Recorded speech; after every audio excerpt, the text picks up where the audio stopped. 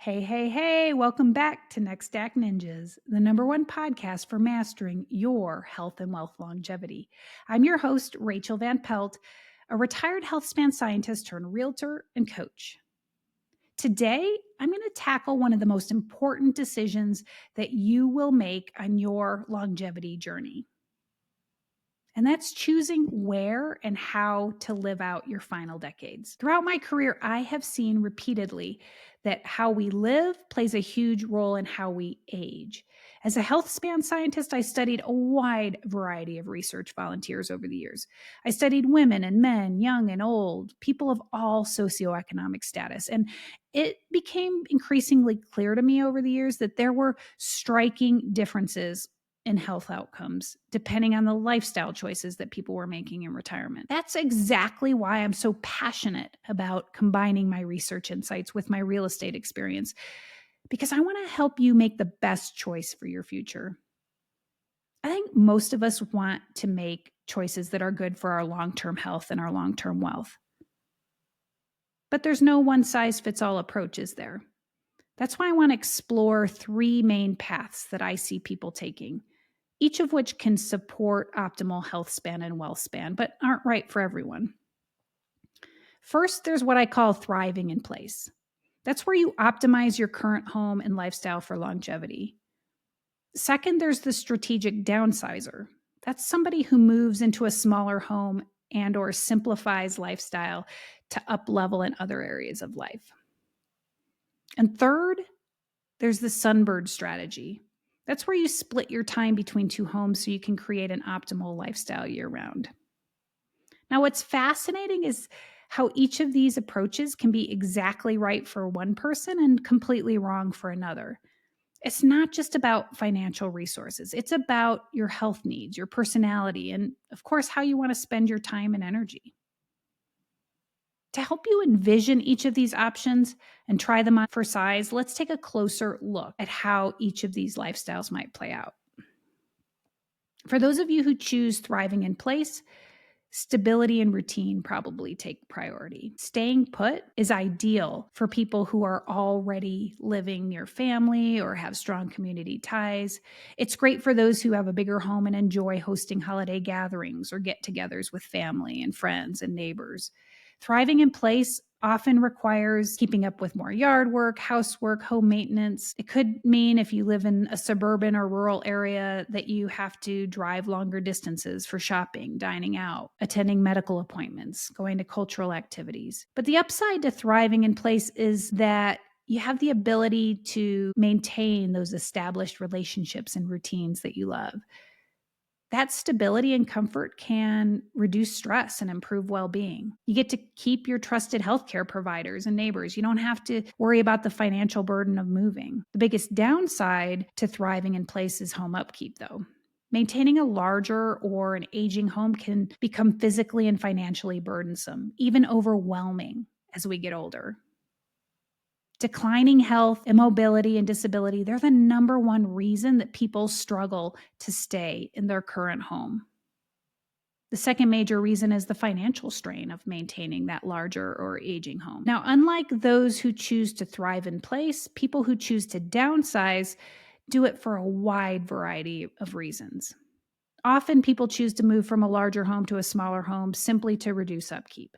But sometimes they move from a community with a high cost of living to one that has a lower cost of living, which can save money. The actual size of the home may not even change all that much. Simplifying lifestyle could mean anything from moving from a big house in the suburbs to a sleek urban townhouse, to moving from a fast-paced urban environment to a slower-paced rural environment. Regardless, the upside to downsizing is it frees up time, money, and energy for other lifestyle pursuits. When you free up your money, that gives you more funds to travel, pursue hobbies, pay for healthcare. When you free up time and energy, it opens up a world of possibilities to pursue other passions. If simplifying also frees up your mental bandwidth and reduces stress, that can improve your overall health and well-being. But the downside to downsizing is how hard it can be to let go of possessions and a family home that's filled with a lot of memories. You might also miss certain amenities or the comfort of having all that extra space. And of course, just the uncertainty of change can be hard for many of us. Conversely, people who choose the Sunbird strategy, they tend to embrace change.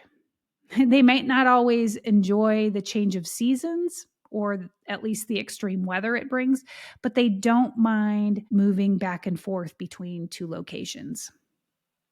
This lifestyle is typically about wintering in a warm, sunny location and spending summers in a cooler, milder climate.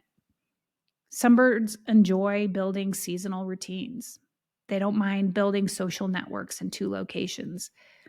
The upside to this lifestyle is that it allows you to optimize your environment, choosing a climate that supports your health year round. It's especially good for outdoor enthusiasts. Many people will experience less joint pain and increased energy in warmer, sunnier months, and they'll have less allergy irritations in cooler seasons. It also brings variety to life, doesn't it? It keeps things fresh and engaging.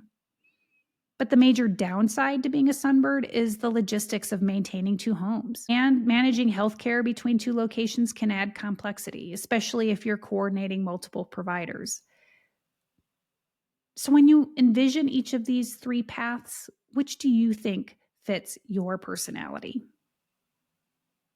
Here's what I've observed fits different personalities best.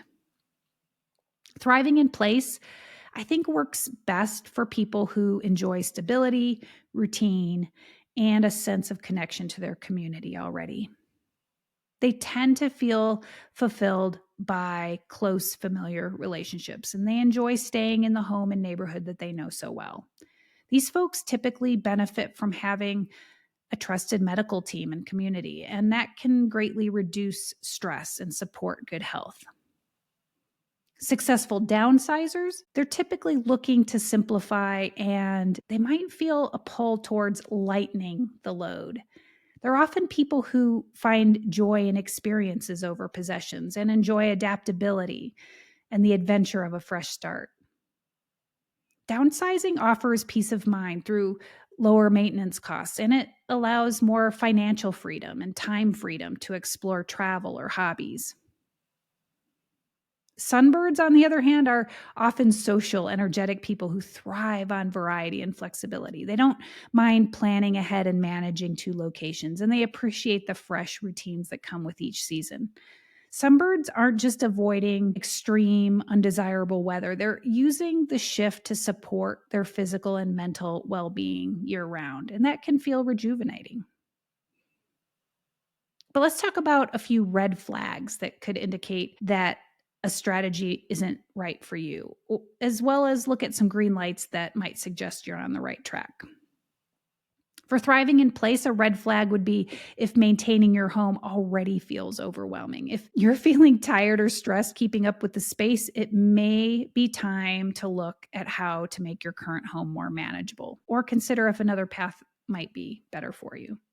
On the other hand, some green lights to stay put include feeling connected to your community, feeling like home upkeep is easy, and finding joy in your daily routines. Now, for downsizing, a red flag would be intense anxiety around letting go of possessions or fear of adjusting to a smaller, simpler lifestyle. Downsizing works best if you're ready to let go. If you want to let go of that extra space and you're ready to focus on what really matters to you. The best green lights are experiencing a sense of freedom, increased energy, excitement at the idea of letting go of stuff, and a real excitement about adopting a more flexible lifestyle. For Sunbirds, a red flag would be if managing two homes or coordinating healthcare in two places feels stressful just thinking about it.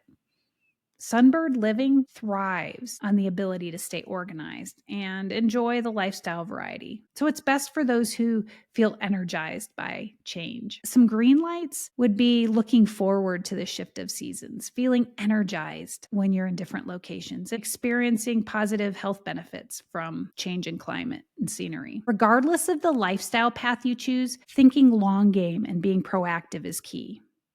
Here are some ways to ease the challenges that come with each of these choices.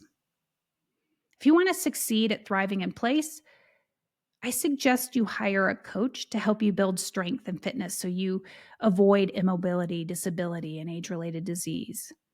You want to be strong enough to be able to keep taking those stairs and doing all the yard work or housework. At the very least, you want to build up a support system. You might want to find reliable house cleaning services, landscapers, handymen. It's also a good idea to cultivate hobbies or social connections nearby so you can stay engaged and fulfilled. You might need to proactively modify your home to improve safety and accessibility as you age. If you want to succeed at downsizing, that's going to require careful planning. You need to be emotionally ready to let go of stuff. You might want to downsize in stages to make the transition easier.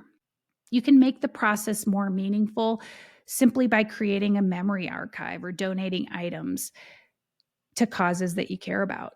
Consider working with an organizer or a moving specialist that can help you with the practical and emotional challenges of a transition.